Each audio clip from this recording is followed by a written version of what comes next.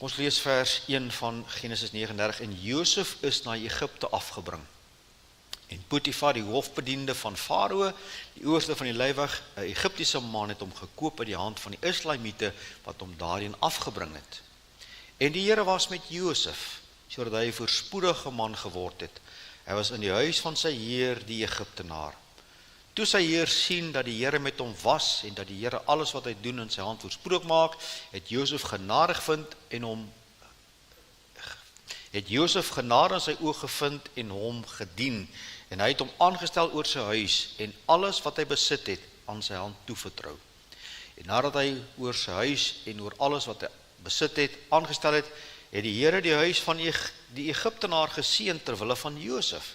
En die seën van die Here was op alles wat hy gehad het in die huis sowel as op die land. Daarom het hy alles wat hy gehad het in Josef se hand oorgelaat.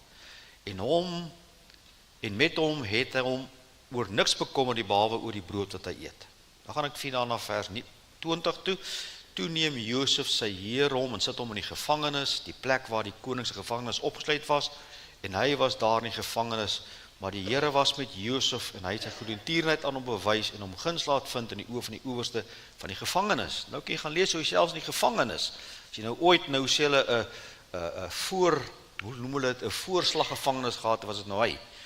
Toe stuur die Farao en laat Josef roep, dis nou agterna en laat, en hulle het hom uit die gevangenis laat kom, en nadat hy hom geskeer het en sy klere verwissel het, het hy voor Farao verskyn. Dan gaan ek na Genesis 41:38 toe, daarop sê Farao aan sy dienaar, so sal iemand vind soos hierdie man in wie God is. Net tot daar uit die woord van die Here, vriende, en so ek sê, jy kan op jou tyd nou, doen dit nou regtig vanmiddag, in plaas om nou skerm toe te gaan, in plaas om iets te gaan kyk, vat so 'n halfuur en gaan lees die verhaal hier vanaf Genesis 37, lees hom reg deur tot op die einde, dit bly vir ons 'n ongelooflike mooi verhaal. Maar ons kernteksvers kan ons daar gaan stilstaan by Genesis 50 vers 20, en ek gaan hom nou nie oopbreek as 'n teks nie, maar dit gaan vir ons die hele boodskap eintlik half oorvang waaroor ons praat, en soos ek met u gesê het, ek is besig met 'n preekreeks wat in my hart lewendig geword het, die winters van die lewe, en dan gaan ons met u praat oor die winter van onreg in Josef. Nou ek sê gister vir iemand, ek preek nou al 30 jaar lank, eintlik langer, want die 4 op Kweeskoop preek jy ook. So jy het soveel materiaal wat jy kan preek, en tog kan ek nie in een van my ou boodskappe vind ek vrede nie. So dan moet ek die Here gaan vertrou, en dis wat nou opgekom het in my hart was hierdie ding. So dit is alles nuwe boodskappe ook vir myself, en ek waardeer dat die Here dit vir ons so oopbreek.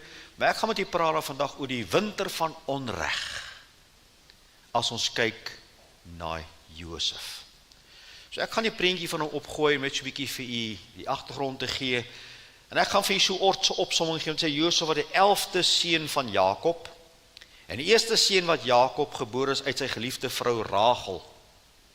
Jakob het altesaam 12 seuns gehad, en dit het later ook die stamvaders geword van die 12 stamme van Israel. Nou Josef was omtrent op 17 jaar oud toe sy winter begin het. Hy groei in 'n groot familie waar 'n geweldige spanning en verdeeldheid was tussen die broers. En Jakob het die fout gemaak om Josef meer lief te hê as al die ander seuns, omdat hy hom juis by Rachel verwek het en ook in sy ou dag was, en hy bederf hom met die veelvoudige kleed wat ons almal van weet, die kleed wat hy oor hom aan hang. En in hierdie tyd kom God ook na Josef toe en hy gee vir hom drome. En hy droom sekere dinge dat mense, sy broers voor hom gaan buig, en soos enige jong man gaan vertel hy hierdie drome natuurlik vir sy familie. En hulle was nou glad nie met hom beïndruk nie. Nou as jy die Ou Testament seminar onthou, dan ons altyd gesê, as ons hier kom, ons sê ons, he got the one-way ticket. All expenses paid to Egypt. Dis wat nou hier gebeur, hy gaan nou verwyder word. So ja, vriende, hy betree hierdie winter van sy lewe. Tot hier toe op 17, goeie lewe gehad, ek wil sê voorgetrek, kleed, en hier begin hy. Vriende, en 'n winter is 'n slegte tyd. Hier by ons lyk dit nie te sleg nie, daar in Natal lyk dit te sleg nie, maar daar waar ek vandaan kom, op die Wesrand, is dit 'n slegte tyd. Alles is vaal, en alles is dood, en is ryp. En ons het mense wat met 'n lighter loop, wat net 'n vuur in die brand wil steek. So dit is die gedagte van winter, dit is nie 'n lekker tyd nie. Dit is ook so, dat alles is dood, en die lande is kaal, en die lande is verlaat, en die son skyn al minder.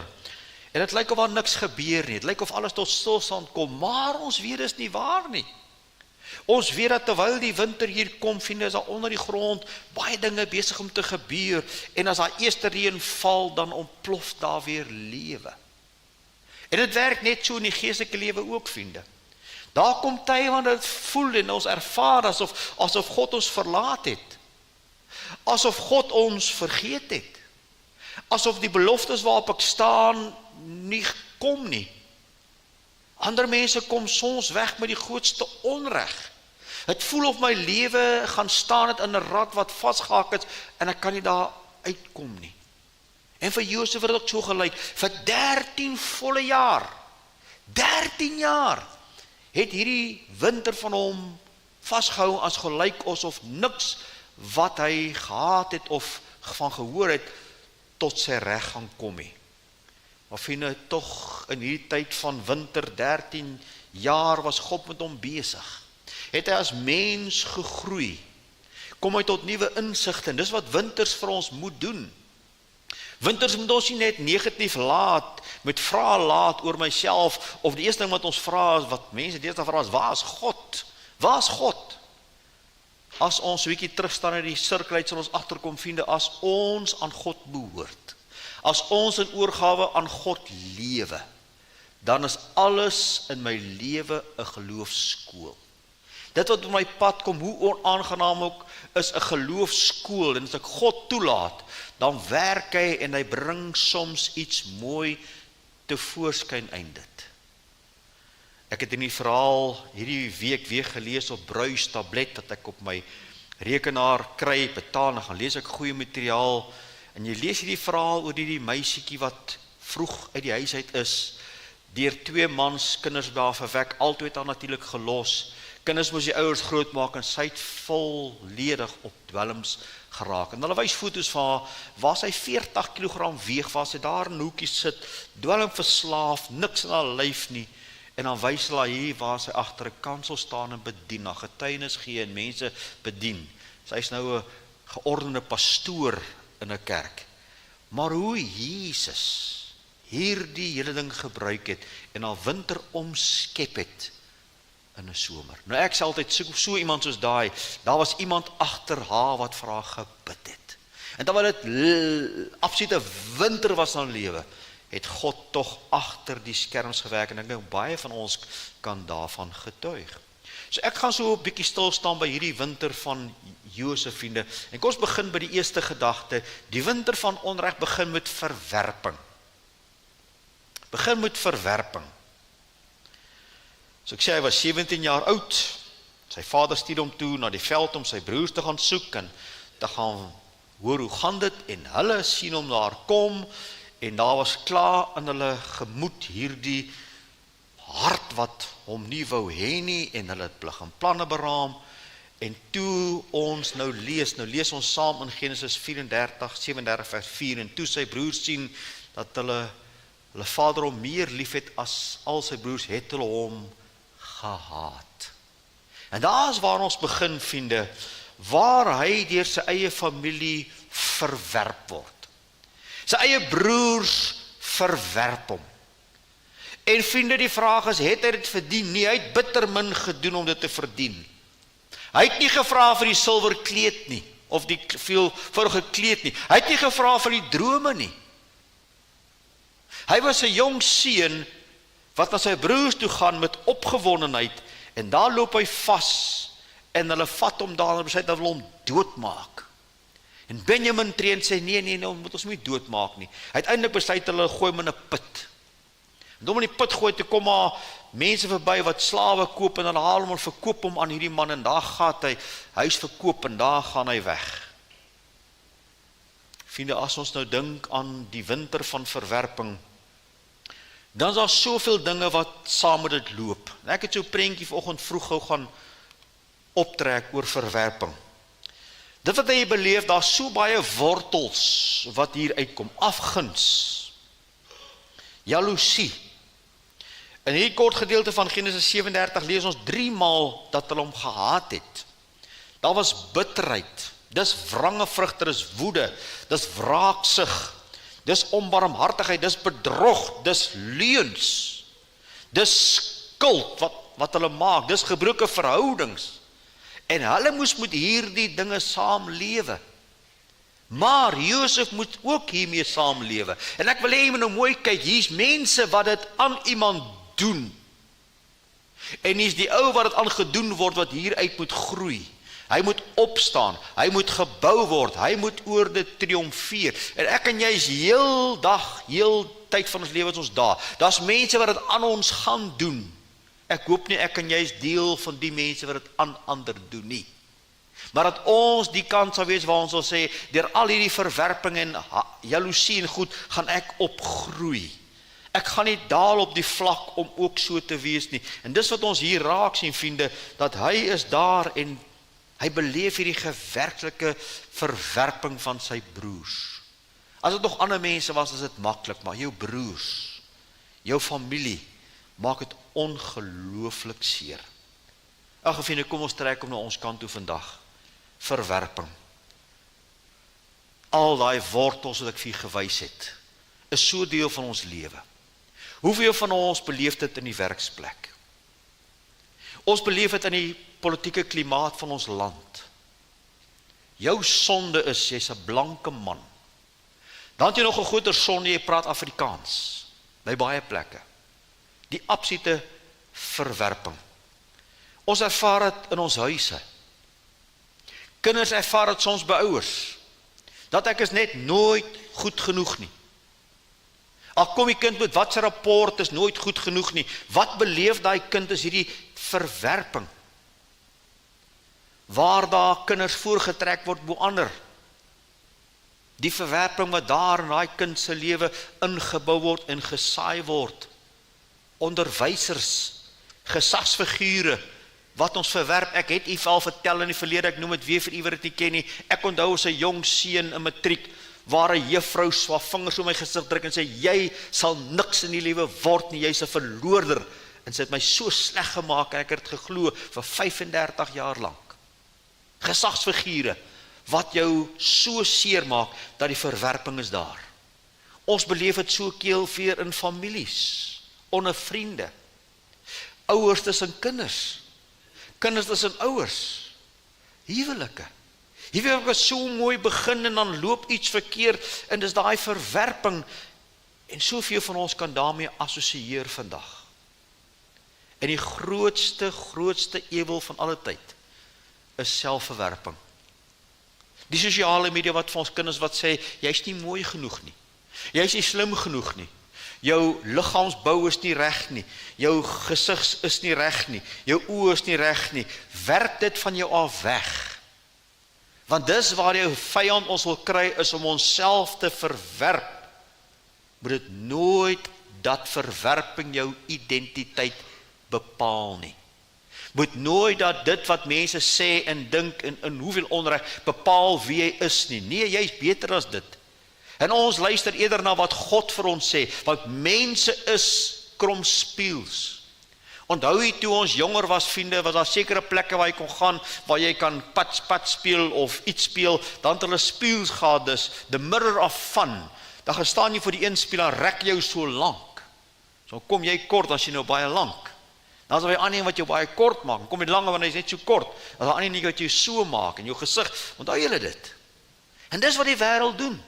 En dis wat die sosiale media wil doen, dis wat die ou vyand wil doen, is om jou en my identiteit vast te maak, en wat hy sê reg en verkeerd is. Nee, moet dit nie aanvaar nie.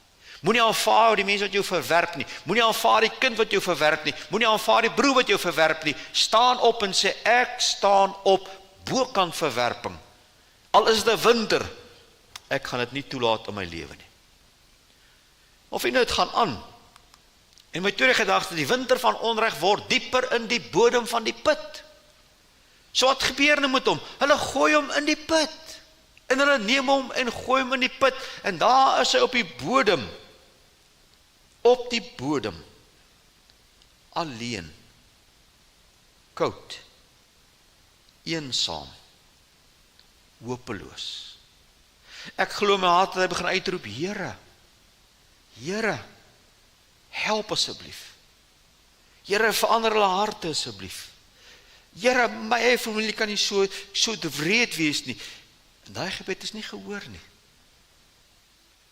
Jy sien, baie keer, vriende, dan val ons in daardie putte in, diep onder.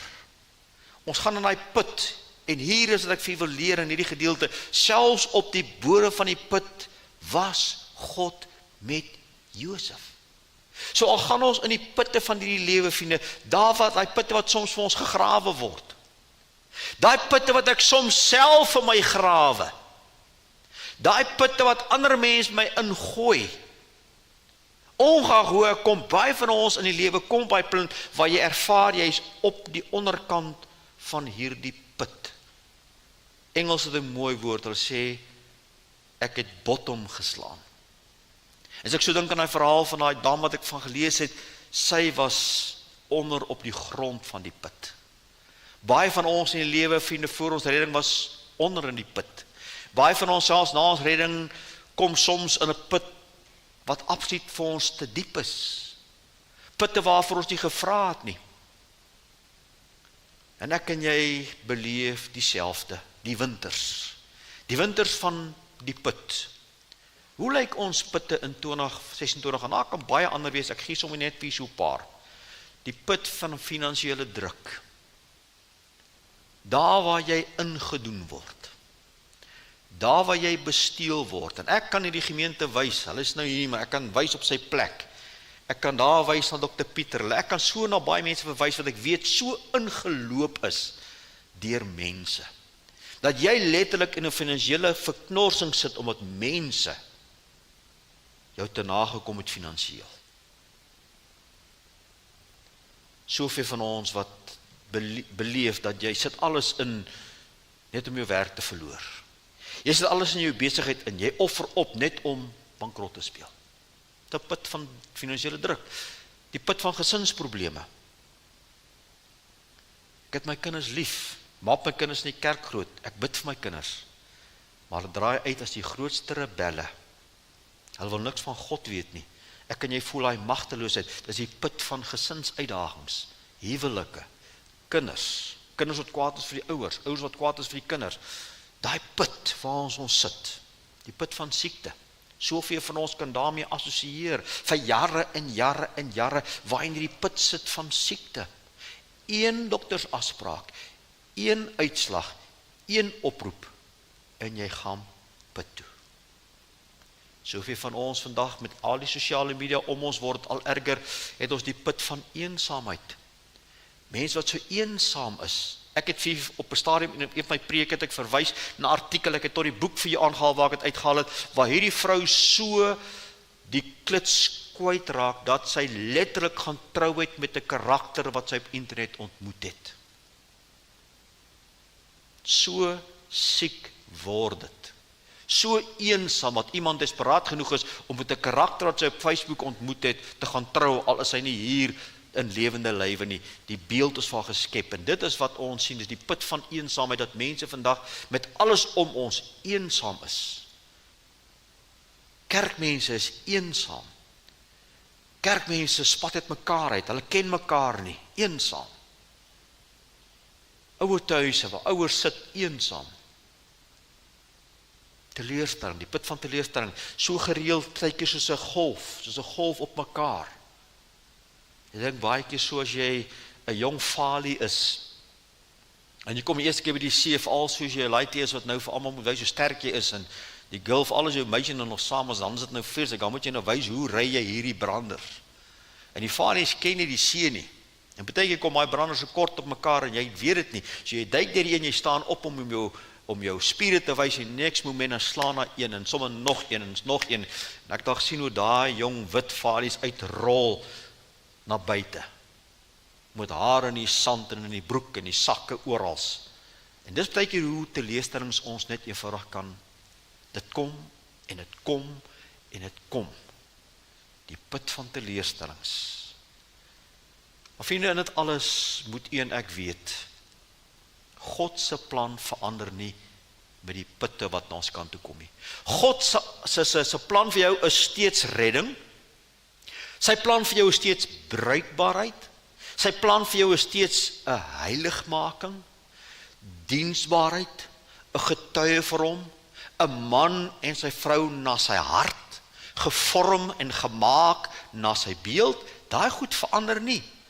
Al kom die putte, hoeveel keer, vriende, ek en jy moet dit weet. Kom ek gee opnuut net weer vir jou, so uit die skrif uit net 'n bevestiging, wat so baie van ons beleef.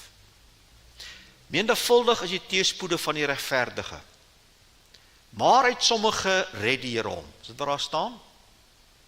Lees gou weer saam met my. Menigvuldig is die teëspoede van die regverdige, maar uit die almal red die Here hom.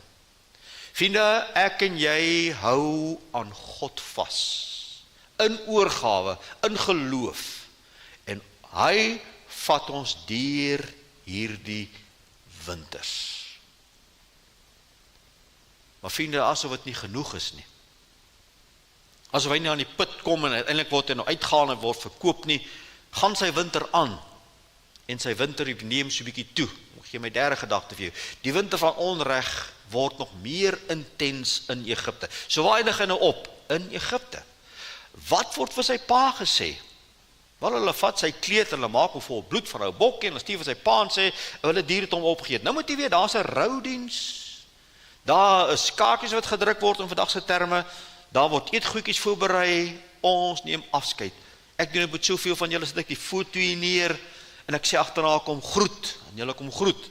En ek wil in my gees oog sien, dis wat by Jakob ook gebeur het, hulle neem afskeid en groet, en huil en ween. Maar back at the ranch, vriende, is hy in Egipte. Terwyl sy pa dink hy's oorlede, is hy in Egipte. En wat gebeur in Egipte? Kyk mooi, daar kom hy, en hy's die getrouste slaaf wat jy kan kry. Hoekom? Ons het mos gelees, wat God was met hom, van die begin tot die einde. En hier kom hy en hy word 'n slaaf in 'n huis, en dadelik kom hulle agter, maar die Here is met hierdie man. Wat hy aanraak, verander in goud. En hy word bevorder en bevorder. Uiteindelik is hy in Potifar se huis groot. En dan kan jy nou die hele verhaal gaan lees, vind ek geen tyd nie gebruik om het te lees van 7 tot 18 nie, maar jy kan gaan lees, en ek wil nie met mooi luister wat ek vir jou sê. Hier is 'n vrou in die huis, wat hom probeer verlei. En sy wil hom nie verlei vir enigiets anders as sonde nie. Sy wil met hom kooi toe. En sy het hom nie een dag terloops daaroor uitgevra nie. Ek lees vir vers 10. En nadat sy met Josef dag na dag gespreek het, en hy nie wou luister om te gaan doen wat sy graag wou hê hy moet doen nie, draai sy net daarom en weer eens die wortels van welis, die wortels van selfsugtigheid, draai sy om en sy skreeu, en terwyl hy weg hardloop en sê, ek kan nie die sonde teen God doen nie, hardloop hy weg, sy kleed bly agter, en sy gil en skree, en ons ken die verhaal, hy het my probeer te nakom, en ek het dit oor, ja, en vriende, wat gebeur? Hy word vals beskuldig. Dink in die winter. My werksetiek is perfek. My karakter is onbesproke. Wat my gegee word, doen ek uitstaande. En dan van nêrens af nie, so hou op die kant waar hierdie dame nou kom en hom probeer verlei, en natuurlik die ou vyand wat agter dit sit, en die valse beskuldigings wat hom regtig nie sy deel was nie. Hy het hard gewerk, hy het heilig geleef, hy het gedoen wat reg is. Wat kry hy daarvoor? 'n valse beskuldiging. Maar dit hou nie daarop nie. Ten spyte van sy CV, ten spyte van sy, verskoon my Engelswoord, track record, word hy in die tronk gegooi. Toe sy heer die woorde hoor waarmee sy vrou hom aanspreek, so het jy jou knegg aan my gedoen, het hy baie kwaad geword, en die Here het vir Josef laat vang en hom in die gevangenis gesit, op die plek waar die gevangenis van die koning opgesluit was, en daar was hy in die gevangenis. Kyk mooi na sy winter, hoe dit toeneem. Is asof iemand buite gaan en die metertjie opneem. Nee, dit is nie nou koud genoeg, kom ons maak hom nog bietjie kouer. En hy word in die tronk gesit en gestraf vir iets wat hy nie gedoen het nie. Hy het reg gedoen, hy het goed gedoen, tog word hy beskuldig, tog word hy net in die tronk gegooi. Vriende, om God te dien, om reg te doen, is nie noodwendig dat het met jou so goed gaan nie. Ons het soms die gedagte dat as ek nou mooi lewe en ek loop met die Here pad, dan sal alles vir my as gelowige maklik wees. Net die teenoorgestelde is waar. Josef se lewe bewys dit. En baie van ons kan daarvan getuig in ons eie lewens. Dat jy regtig opreg jou bes te gee en hoe dit net nooit genoeg is nie en mense sal teen jou draai en jou vals beskuldig en baie van ons het dan baie lank in tronke gesit. Dit gebeur elke dag by die werk, vriende, waar mense eerlik is, mense steel nie, hulle wil die regte ding doen, tog die man wat steel, die man wat kil, die man wat skelm is, kry die bonus, kry die bevordering. En jou vraag is dit die moeite werd om eerlik en opreg te wees in die werk? Ek sit nou met so iets in die gemeente. Nou, terwyl ons hier sit ons daarmee.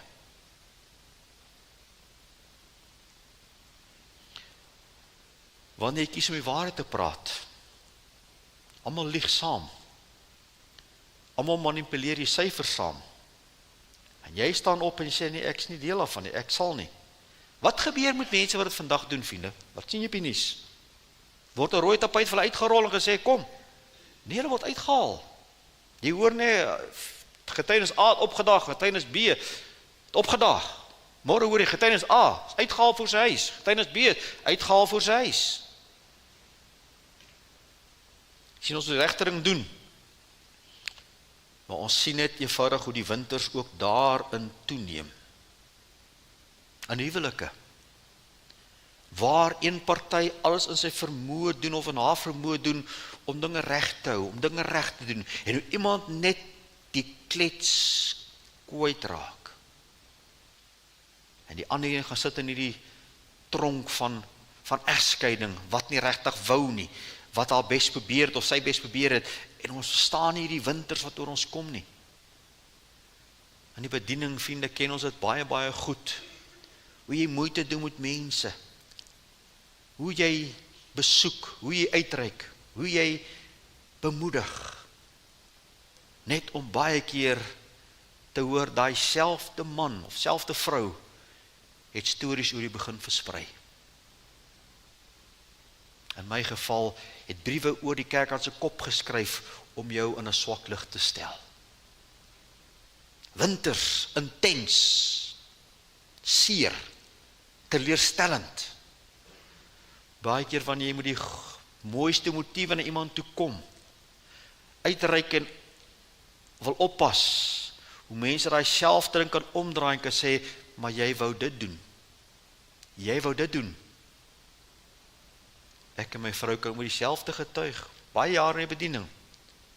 Hoe jy uitreik, en selfde mense omdraai en sê, maar dit was jou motief, en jy weet dit is nie, en hulle hardloop daarmee. Vriende, Josef het sy mantel verloor, maar nie sy karakter nie. Baie van ons verloor ons mantels, maar hou God vas, dat ons nie ons karakters verloor. Kom ek geef vir die goed les, God het Josef nie uit die versoeking gehou nie. God het hom nie teen die leuen beskerm nie. God het hom nie uit die tronk uitgehou nie, maar God het sy karakter bewaar. En dis die belangrike ding wat ek en jy doen. Ek en jy het bitter min beheer oor wat mense om ons doen, vriende. Dis bitter min beheer daaroor. Dis bitter min beheer oor wat mense oor my sê, hoe mense leuns versprei oor jou en oor my. Ons het bitter min daar beheer oor dit. Al waar ek beheer het is oor my eie hart. En daardie hart bewaar ek teen alles. En dis wat ons hier sê, God het sy karakter bewaar. Josef het sy karakter bewaar. Al het die omstandighede so gemaak, laag, was God 'n konstante daar en Josef het daaraan vasgehou. Nou sluit ons af hierdie punt en ons lees vir jou saam. 1 Petrus 2:25. En watter roem is daar as julle verdra wanneer julle sonde doen en geslaan word?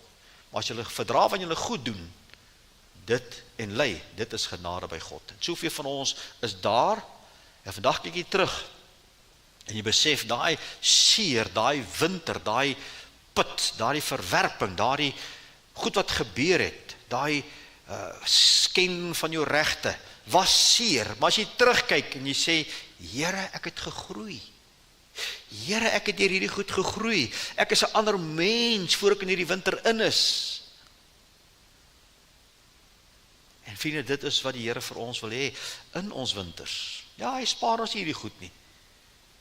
Ons gaan nou 'n bietjie daarop praat in die slotgedeelte. Maar kom ons kom by die vierde gedagte. Die winter van onreg word neem toe en Josef word vergeet in die tronk. Wat gebeur nou? Hy is nou in die tronk. Vir iets wat hy nie gedoen het nie. Nou vriende, maak het gou die sommetjie. Hoe oud was Josef toe hy verkoop was aan die slawe? 17. Goed, hoe oud was hy toe hy uiteindelik die posisie kry as tweede in bevel van Egipte? 30. So ons praat hier in 'n tydperk van maklik 9 tot 10 jaar wat hy in die tronk gaan sit. Hy gaan tronk toe iets wat hy nie gedoen het nie. Dis sy winter. En daar in die tronk, vriende, is daar ook 'n skinker en 'n bakker wat ook in die tronk kom. Hulle het ook droog gemaak, hulle kom sit ook in die tronk en dan sit daar en hulle droom drome. En dadelik wonder die een, wat dink hy, en kom ons lees vir maar die skinker, nee, kom ons gaan eers terug. En hulle droom drome en hulle wonder, en Josef kom en sê, kom ek gee vir jou droom, en hy lê sy droom vir hom uit, skinker. Hy lê die droom uit vir die bakker. Hulle gaan buite en hulle gaan vertel dit. En Josef sê vir hulle toe hy vir hulle die opdrag, die drome uitlê, as julle kom by Farao, doen net vir my 'n goeie woord, moet my nie vergeet nie, ek sit onskuldig hier, ek het niks gedoen nie, onthou my net. En daai manne is uitvind, hulle is terug paleis toe, die een het 'n posisie ingeneem, die ander is gehang, maar die skinker is nou terug in die paleis, kom ons sê nou, die gras onder hom is nou groen. His needs are met. Hy is nou gedoen, hy is terug in die paleis, sy droom is uitgelê, kom ek lees vir wat staan nou daar. Maar die skinker het nie aan Josef gedink nie, maar hom vergeet. Kan jy sien hoe die winterse temperatuur kouer gestel word, kou gestel word, daar is 'n bietjie hoop, daar's 'n bietjie hoop. Hy gaan dalk namens my praat, hy gaan dalk net vir hulle sê, hoorie, ek dink julle die kat aan die stert beet, hier's 'n fout hier, hierdie is 'n godsman, hierdie man kan nie hierdie goed doen wat julle gesê het nie. Maar hy doen nie, hy vergeet van hom. Vriende, die winter en die pyn van vergeet. Baie keer is die pyn wat ons ervaar nie wat mense doen nie, luister mooi, maar dit wat mense nie doen nie. Nie doen nie. Die oproep wat nooit gekom het nie. Die besoek wat nooit plaasgevind het nie. Die hulp wat beloof is wat nooit gekom het nie. Die onverskoning waarvoor ek wag wat nooit gekom het nie. Daar word van ons vergeet. Dit speel uit by die werk. Jy word oor die hoof gesien en vergeet. As die bevorderings kom, jy weet jy verdien dit, maar jy kry dit nie. In die gesin, kinders word vergeet. In huwelike, waar 'n man sy vrou begin vergeet. Waar 'n vrou haar man begin vergeet. Waar hulle net aanneem ons is maar net daar. Ek en my vrou het nou nog saam 'n artikel gelees en gesê dit is so waar.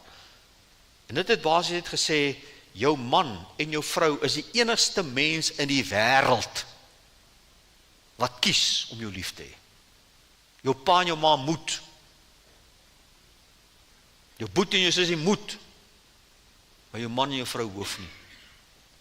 En ons mekaar gesê, dit is so waar. Ons vergeet mekaar baie keer daar. Mense wat oud word vergeet. As jy jouself 'n guns wil doen, ry na die ouer huise toe op 'n Sondagmiddag na kerk. Ek weet hier's mense wat dit doen Johan en Elise Baans is dit baie lief om dit te doen. En jy kom daar en jy begin net kuier. Jy sal daar inkom van 11 uur af, jy sal 5 uur nog nie klaar wees nie, soos mense honger is vir iemand wat tyd met hulle kan spandeer, want niemand kom nie. Hulle is vergeet. Vriende, jy en ek word in baie opsigte vergeet. By die kerk doen mense baie keer werk, maar hulle word vergeet. Ag, en so baie plekke, kom ons net agter, ek is oor die hoof gesien, ek is vergeet. Maar hier wil ek vir jou iets leer.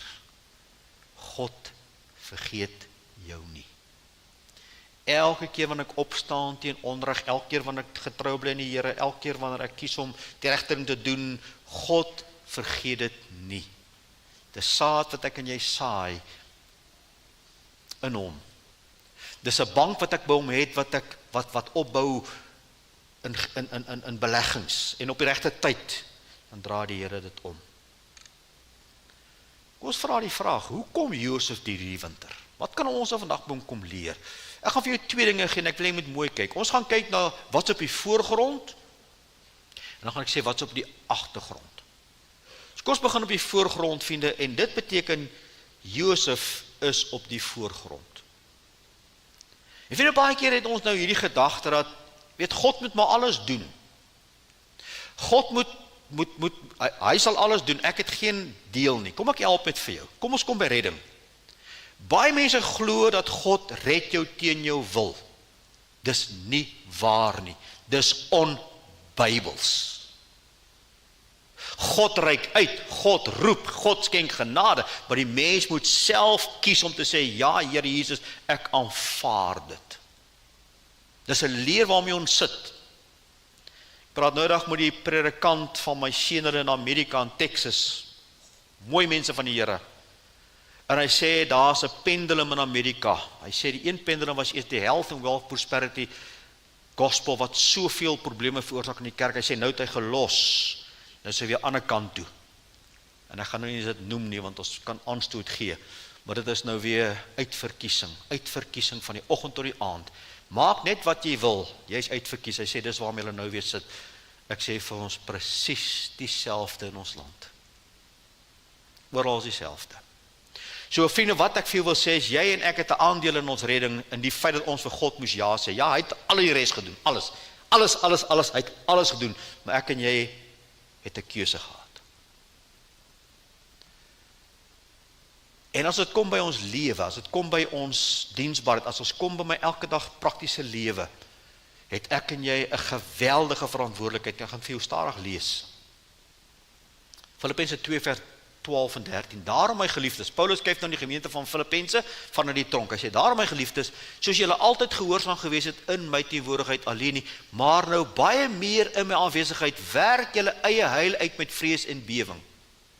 Want dit is God wat in julle werk, sowel as om te werk na sy welbehae. Wat staan daar?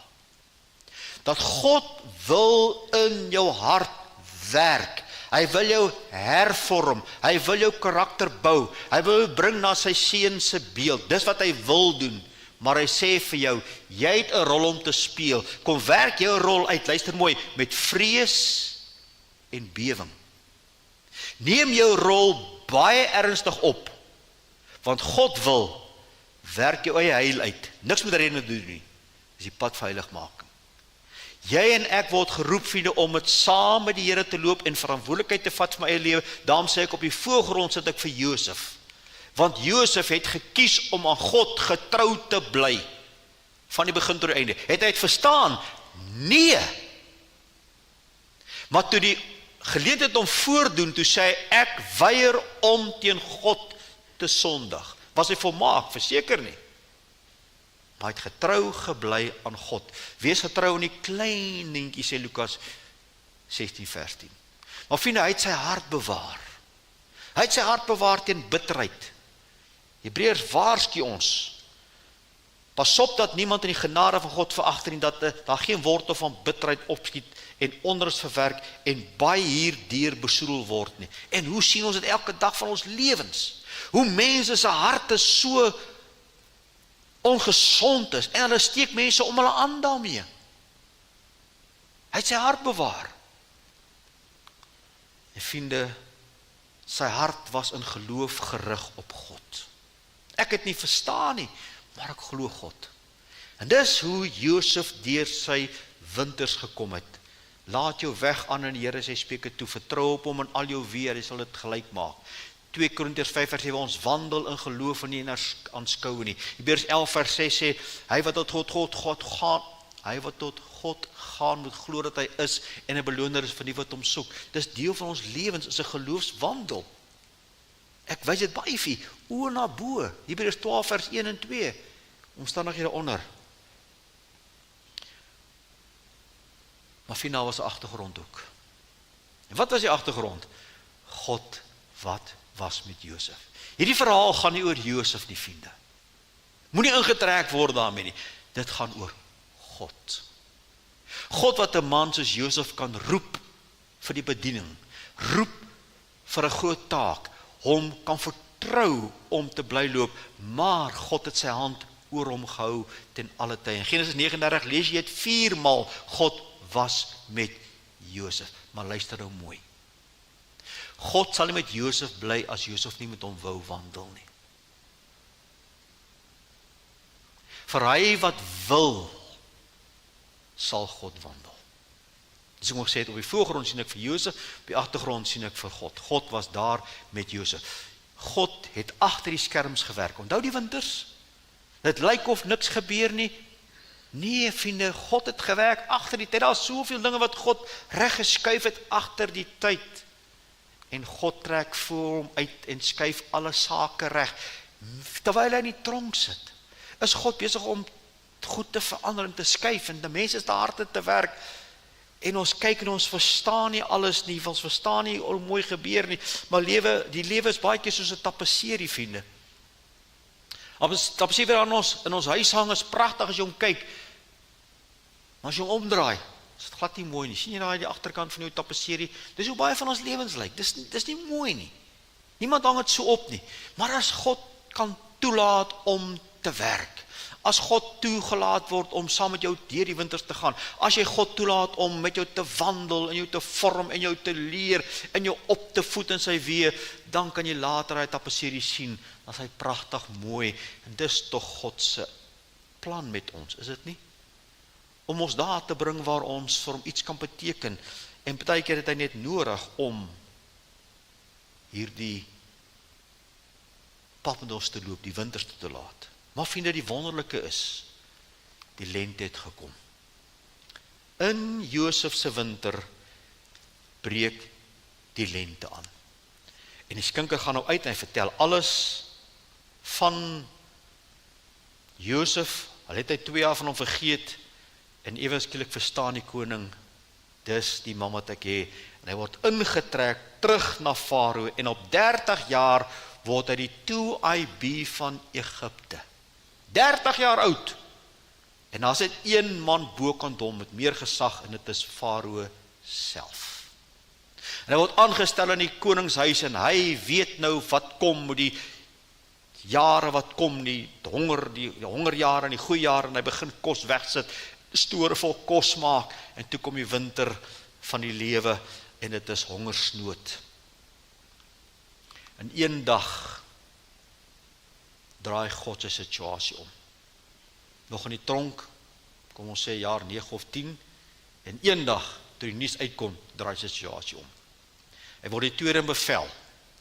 Die hongersnood is wêreldwyd, en wat gebeur? Hy kom uit Israel uit. Wat gebeur nou? Israel kom nou na Egipte. Dis wat die Ou Testament nou vir jou leer. Nou hulle kom nou na Egipte vir wat? Vir kos. En toe die broer daar aankom, toe openbaar hy homself aan hulle. Dink vir 'n oomblik aan dit. 17 ons verkoop. Dis hongersnood in ons eie land. Ons hoor daar's 'n wyse koning in Egipte, daar's volop kos. Ons kan so toe gaan, ons trek op soontoe. Wie vind hulle daar? Josef, die wat ons in die put gegooi, die een wat ons 'n diens voorgehou het, die een is daar. Want jy sien, die winters het gekom, maar God gaan nie in ons winters in nie. Hy's bokant ons winters. Hy's ver verhewe bo ons winters, en openbaar homself, en uiteindelik kom sy someruitspraak. julle wel het kwaad teen my bedink, maar God het dit in goeie gedink om te doen soos het vandag is, om 'n groot volk in die lewe te hou. Nou ken julle die verhaal. Nou uiteindelik is die broers terug om die pa te gaan haal, uiteindelik kom die hele klomp terug in Egipte, en wat gebeur nou? Uiteindelik sterf Josef, wat gebeur met die volk? Hulle bly mos nou, groei in Egipte vir hoe lank? Jy onthou? 400 jaar. Hey. Toe kom Moses eers en nou gaan Moses uitlei. Dis hoe die verhaal gespeel het tot daar. Nou het ek die vraag al meer as een keer gehad in my eie gemoed, maar ook uit ander mense se gemoed. Ja, dis nou waar van Josef. Ja, is waar, alles is waar. Maar ek is so gewone Piet. Weet God regtig van my? Ek is so gewone Piet. Weet God van my? So kom ek sê vir jy, dis dieselfde waarheid en belofte vir elke kind van God. Ek vat jou eers deur die Ou Testament, ek wil hê net so 'n paar tekstverse vanaf daar kyk. Hier's 'n belofte aan Israel wat hy ook vir jou gee. As jy deur die water gaan, ek is by jou. As jy deur die riviere gaan, sal jy nie oorstroom nie. As jy deur die vuur gaan, sal jy nie skroei nie. Vlam sal jy nie ontsteek nie. Kyk mooi. Hy sê nie jy gaan die water nie kry nie. Hy sê nie jy gaan die riviere nie gaan nie. Hy sê nie jy gaan nie brand nie. Hy sê jy gaan. Maar ek is daar. Psalm 139:7, waar sal ek heen gaan waar die Gees, waar sal ek vlug van u? Waar kan ek? Ek kan nergens gaan nie. Daarom bly dieselfde waar jy vertrou op die Here met jou hele hart. Voorgrond. Stuur nie op jou insig nie, ken hom al jou weer en hy sal jou paaie gelyk maak. So finaal is ons in watte winter as ek en jy getrou aan God bly vertrou, om toelaat om te vorm, dan sal hy my paai gelyk maak. Maar kom ek vat weer na die voorgrond toe en ek wys vir die voorgrond en die agtergrond en die beloftes in die Nuwe Testament. En ek wil hê mooi kyk en ek het al vir julle geleer en gaan weer vir jou leer. Ons almal is baie vinnig om te sê, ja nee, Hebreërs 13 vers 5 sê, en ek sou nooit begewe en jou nooit verlaat nie. Is dit waar? Ja, maar wat is die konteks? Wat is die voorgrond? Kyk mooi. Julle gedrag moet vry wees van geldgierigheid. Hoekom? Hier's gesê, jy kan nie geld en God dien nie. Wees tevrede met wat jy het, dis vergenoegdheid. Want hy het gesê, ek sou nooit begewe en jou nooit verlaat nie. Sien jy het 'n deel? Ja, God is daar. Maar ek en jy moet ons totale vertroue op God stel, nie op geld nie. En wat my situasie ook al is, wees in alles dankbaar, sê 1 Tessalonisense. Wat ek ook al is ek dankbaar. Hy sê, wees tevrede, ek is vergenoegd met waar ek nou is. Geld gewys, situasie gewys, omstandighede gewys. Ek gaan God nie jaag nie. Ek gaan nie my vingertjie na God uitsteek en sê, waar is jy, toe dit gebeur het nie. Nee, jou roeping is, bly getrou aan God. Hou hom vas in geloof. Laat die winter jou vorm. Laat die winter jou bou. Die Here wil iets doen in jou lewe. Laat hom toe om dit te doen. Romeine 8:28, ons almal kan dit ook sê. Ag nee, wat alles werk ten goeie mee vir die wat na sy voorneme geroep het. Dit is die B-gedeelte. Wat is die A-gedeelte? Lees saam met wat staan daar. Want ons weet dat vir hulle wat God liefhet, werk alles ten goeie mee. Sien jy Josef se verhaal? Ek hou God vas, ek verstaan dit nie, maar ek het hom lief en ek is getrou aan hom. Alles sal uitwerk soos dit genoem is. Net om te wonder, ek dink hier regtig aan my. Vind as jy weergebore is, is jy sy kind. Jy seun van sy huis, jy sy erfgenaam. Jy sy kind. As jy sy kind is, dan sê Jesus self, word 2 mossies nie vir 'n stywer verkoop nie. En die een van hulle sal op die aarde val sonder die Vader daarvan weet nie. Julle is baie meer werd as die mossies. Elke keer as ek daar by die shopping center sit, ek wag vir my vrou, want ek pas kar op en sy shop, dis hoe ons dit maar deesdae doen, dit werk maar net makliker so. Wat sien jy altyd op die stoepe en daar is nie parkeerareas? Mossies. 'n bietjie dop, maak jou oë op en kyk, hoe preek die Here vir ons elke dag. En elke keer as ek daai mossie sien rondop daar met 'n krummeltjie in sy mond, dan onthou ek hieraan. En dan partytjie sien daar 'n enetjie wat dood is. Dan kom die gedeelte op. Die Here weet selfs van daai mossie, hoeveel te meer ek en jy. Luister wat sê die woord verder. Hy sê, selfs die hare op jou hoof is getel. Daar sal nie haar van jou kop afval sonder dat God nie weet nie. Vriende, ek en jy kan op dieselfde fondasie en beloftes staan as wat ons van Josef gepreek het. Dis nie net vir hulle daar ver nie, dis ook vir ek en jou hier. Die feit van die saak is maar net, ons wil nie getrou altyd dien nie.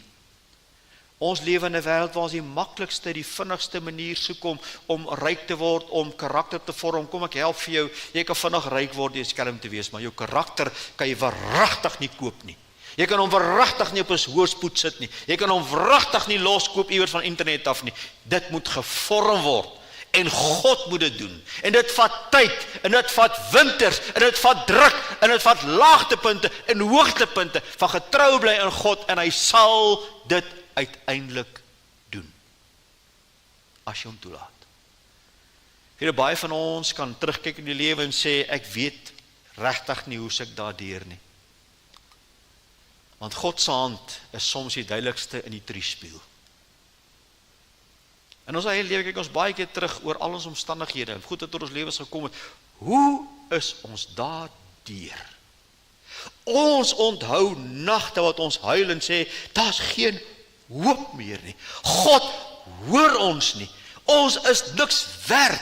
Ons voel soos Elia, ons vervloek die dag waarop ons gebore is. Het voel of die hele wêreld op jou omkrummel. En soms kruip jy in die genade uit, sê Here, hou my net my kop by mekaar, hou net my hart by mekaar. Dan kyk jy jare terug en sê, hoe het ons daardeur gekom? God was getrou as jy hom toelaat in jou winters. En hy vat jou deur. En hy maak dit beter. Baie mense sê, okay Dominee, hier's nou my situasie. Hier kom my winter. Ek is terminaal. Hoe gaan my winter nou 'n goeie einde hê? Ek gee hom nou vir jou. Hoe gaan my winter 'n goeie einde hê? Kom ek help jy wat sê die woord. Vir hulle wat op God vertrou slegs vir hierdie lewe, is die ellendigste mense van alle mense. Wanneer ek nou op my ouderdom kom en ek word nou terminaal, ek gaan doodgaan. Wat dit is 'n winter. Wat is my lente? Help my. Die dag as ek my oë sluit en my siel, gees verlaat my liggaam, woon ek by Christus in. Ek is volmaak in een oomblik. Ek lewe in sy teenwoordigheid. Waar is daar 'n groter seën as dit? Daarom sê roep Paulus uit in Filippense, vir ons heen te gaan na Christus wees, is verre weg die beste. Verre weg. So vir die kind van God sal altyd 'n lente wat kom. Altyd. Partykeer dis kan die graf as 'n vormingstyd, as God jou wil gebruik, as jy vir hom iets wil beteken, verander, om Jesus uiteindelik te ontmoet aan die ander kant. Maar vir ek en jy is gemaak vir die somer. Ek en jy is gered en gemaak vir die ewigheid. Ons is 'n druppeltjie mee besig. Daar's oseane, biljoene oseane wat vir ons wag. Kos van die winter van onreg begin by verwerping. Die winter van onreg word dieper in die put, bodem van die put. Die winter van onreg word nog meer intens in Egipte, waar hy vals beskuldig word. Die winter van onreg neem toe en hy word vergeet in die tronk. Hoe kom Josef hier deur? Ons sien Josef op die voorgrond, waar jy intentioneel dag vir dag kies. Ek is deur sy instaatstelling vandag aan hom getrou. Praat met God voor jy met mense praat in die dag. As jy oop gaan, sê vir hom, Here, hierdie kop, hierdie hart, hierdie hande, hierdie voete, hierdie oë, hierdie mond behoort vandag aan u. Stel my in staat, nog voor jy vir mamma hallo en kubai sê. Jy is op die voorgrond. Jy moet jou eie heile erk met vrees en bewing, en God sal sy kant bring. Hy is by die agtergrond besig. Hy is besig, vertrou hom, in geloof dat hy doen wat hy sal doen. En dan breek jou lente aan, en jy sal weet, God het ons hier deurgevat. Mag die Here hierdie woord in jou hart kom seën, jou bemoedig, jou optel en jou rig tot sy eer. Vader, baie dankie dat ons vandag hierdie kort reeksie kon begin met Josef se winter, en hoe kon ons daarmee nie assosieer nie? Hoe kon ons daarmee nie lyne trek, wat ons eie lewens raak nie? Maar dankie Here dat ons weet dat hierdie lewe is maar die damp wat verskyn en verdwyn. En U wil en kan ons diskant gebruik. U kan en wil ons vorm. U kan en wil mense aanraak deur ons, maar nooit sonder ons nie. Daarom bid ons vandag vir groot genade, dat ons sal wil, omdat God wil, om vir ons op 'n plek te bring waar so in oorgawe kan lewe elke dag, en nie toe te laat, dat enige iets of iemand anders, my identiteit en my doel in die lewe bepaal, as juis hom, wat my deur my winters vat nie. Vader, ons bid dat U ons sal kom besoek, ook in hierdie week, waar ons eie winters ingaan en deurkom en weer ingaan, dat ons altyd sal onthou, God is bo elke winter. En ons eer U daarvoor in Jesus se naam. Amen.